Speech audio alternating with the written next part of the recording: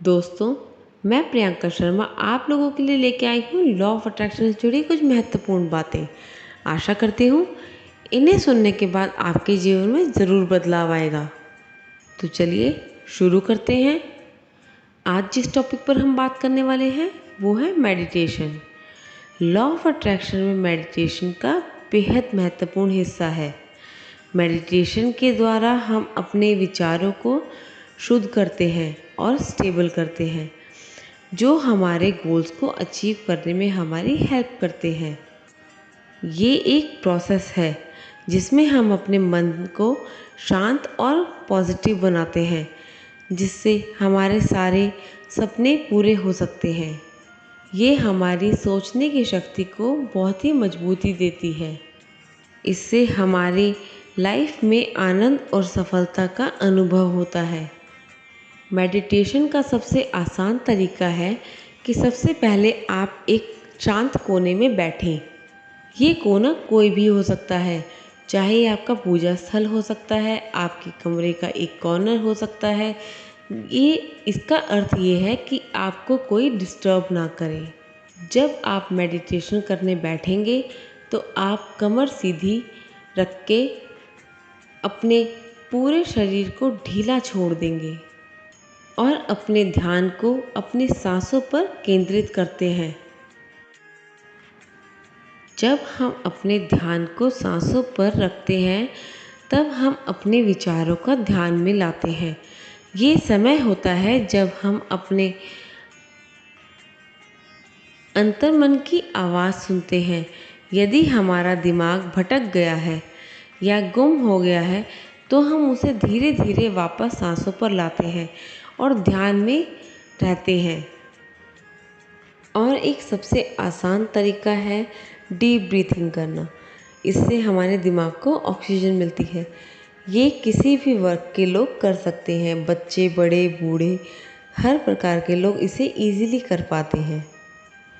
इसमें भी आपको मेडिटेशन पोज में बैठना है और इनहेल करना है। उसके बाद आपको 3 सेकंड तक रुकना है और फिर एक्सहेल करना है। ध्यान रहे इसमें सांस अंदर लेने से लेकर बाहर लेने तक सांसें लंबी हों। अगर आप स्टूडेंट्स हैं तो इसे पढ़ने से पहले ज़रूर करें। 5 मिनट इसे करने से आपको बहुत लाभ हो सकते हैं। इस मेडिटेशन का फ़ायदा सबसे ज़्यादा ये होता है, इसे हम कहीं भी कर सकते हैं। अगर आपको गुस्सा आ रहा है उस दौरान भी आप इसे 3 बार भी करते हैं तो आपका गुस्से में थोड़ी सी कमी आती है। तीसरे टाइप का मेडिटेशन है सिक्स सेंस मेडिटेशन। इसमें भी आपको मेडिटेशन पोज में बैठ के अपने top to toe body parts को ग्रैटिट्यूड देना है, फिर चाहे वो इंटरनल हो या एक्सटर्नल। आपको इंडिविजुअली हर एक पार्ट को आपको थैंक यू बोलना है। जैसे कि उदाहरण के लिए मैं बताती हूँ कि आपको अपने पैरों के लिए थैंक यू बोलना है। ये आपके चलने फिरने में कितनी हेल्प करते हैं। आपके घुटने आपको मोड़ने में कितनी हेल्प करते हैं। इन सब चीज़ों से आपके आसान काम हो जाते हैं। ऐसा माना गया है कि बहुत लोगों की ऐसे दर्द भी ख़त्म हो जाते हैं। जैसे अगर किसी के घुटने में दर्द है और आप उस घुटने को थैंक यू बोलते हैं कि आपकी वो कितनी हेल्प करते हैं मुड़ने में और आपके कितने सहायक हैं, और इसे आप कम से कम 15 दिन तक भी करते हैं तो आपको इससे बहुत अच्छे रिजल्ट्स मिल सकते हैं। लेकिन इसमें आपके नेगेटिविटी कहीं नहीं आनी चाहिए। यानी कि अगर आप एक बार के लिए 5 मिनट के लिए थैंक यू बोल रहे हैं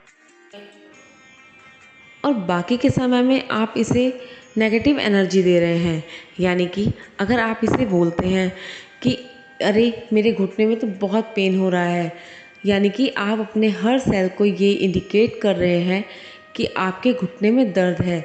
इससे आपकी ग्रैटिट्यूड देने का फ़ायदा नहीं होगा। आपको नेगेटिव एनर्जी हटानी ही होगी, तभी पॉजिटिव इफ़ेक्ट करेगी। मेडिटेशन को हर रोज़ करना बहुत इम्पॉर्टेंट है। हमें इसे नियमित रूप से करना ही चाहिए। कुछ नहीं तो 5 मिनट तो ज़रूर करना चाहिए। इससे हमारा मन शांत रहता है और पॉजिटिव रहता है और आपके दिमाग को स्ट्रेंथ मिलती है। हर रोज़ मेडिटेशन करने से आप खुश भी रहते हैं, अपना स्ट्रेस रिलीज़ करते हैं और जब आप खुश रहते हैं तो आप अपने गोल्स को पूरा करने में समर्थ हो जाते हैं। इसके अलावा मेडिटेशन करने का एक और फ़ायदा है, ये हमारा फोकस बढ़ाता है। मेडिटेशन के द्वारा हम अपने अंदर के शक्ति को जागृत करते हैं और अपने आप को प्रगतिशील बनाते हैं। और तो और इससे हम अपनी इनर पावर को पहचान पाते हैं। मेडिटेशन करने से हम अपने सोल से भी कनेक्ट कर पाते हैं और हम ईश्वर से बेहतर कम्युनिकेशन बना सकते हैं। मेडिटेशन एक प्रक्रिया है जो हमारे जीवन को सुंदर बनाती है। इसे अगर आपको एक उदाहरण के तौर पर समझना है तो इस प्रकार समझ सकते हैं, जैसे तपती गर्मी में 2 व्यक्तियों को खड़ा कर दिया जाए और उन्हें काफ़ी देर तक प्यासा रखा जाए। उनमें से एक को ठंडा पानी दिया जाए और उससे कहा जाए अब पीकर बताइए कि इसे पीकर आपको कैसा लगा। वो व्यक्ति दूसरे प्यासे व्यक्ति को पानी पीने का असर बताता है कि मेरे को इतनी तसल्ली मिली, लेकिन उसके पास शब्द नहीं होते। तो दूसरे व्यक्ति ने उससे कहा, अरे मुझे पानी दो, मैं भी पी के देखूँगा कि किस तरह का है। तभी उसने पानी पिया और उसको जो एहसास हुआ, उसने तब समझा कि तुम ये शब्द इसलिए नहीं ढूंढ पा रहे थे क्योंकि तुम्हें इसे बयान ही नहीं करना आ रहा था।